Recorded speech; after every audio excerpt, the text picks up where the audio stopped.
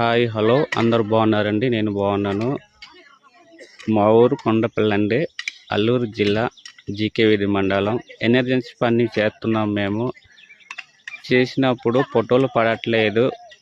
నిన్న మొన్న చేసిన పనులకి 5-6 పడుతున్నాయి. మిగతా మందికి అయితే ఒక్కరు కూడా పడలేదు. అందుకు అధికారులకు మేము తెలియజేసినది ఒకటేనండి, పాత పద్ధతి బాగున్నదండి. ఇప్పుడు కొత్త పద్ధతి అయితే ఏం బాగాలేదు.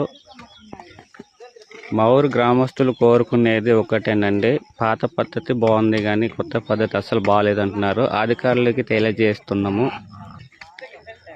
కొత్త పద్ధతి మానుకొని పాత పద్ధతి ఇస్తే మాకు బాగుంటుంది అనిపిస్తుందండి. కొత్త పద్ధతి బాగున్నది, పాత పద్ధతి బాగున్నది, కొత్త పద్ధతి అయితే ఇంకా బాగలేదు. పద్ధతి బాగున్నది. పాత పద్ధతి మటుకు బాగుంది కానీ ఇప్పుడు పద్ధతులు బాగలేదు. అందరికి మరి పేరు లేకుండా అనేసి మనకి అనుమానం వస్తుంది అనమాట. సారు మరి ముందు పాత పద్ధతి బాగుంది కానీ ఇప్పుడు కండిషన్ బాగలేదు. ముందులాగా మనకు పెడితే బాగుంటది, కొందరికి లాగుతుంది, మరి కొందరికి లేదు. అప్పుడు బాధపడుతున్నారు అన్నమాట. అది సారు మాకే ఇది కొత్త పద్ధతి మాకే పని చేయలేదు. ఇది చుట్టా పట్టుకున్నాను, అది పాత పద్ధతి బాగుంది.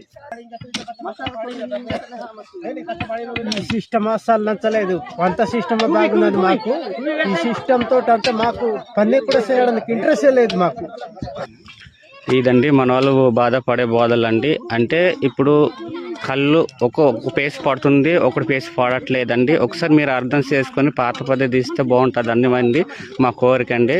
ఒకసారి మీరు గమనించి చూడండి. అంటే ఇక్కడ పనిచేసిన వాళ్ళు అందరికీ ఇబ్బందిగా అవుతుంది. అంటే పని చేస్తున్నారు కానీ ఇక్కడ పేసులు పడట్లేదు అని కొంతమంది చాలా మంది బాధపడుతున్నారండి.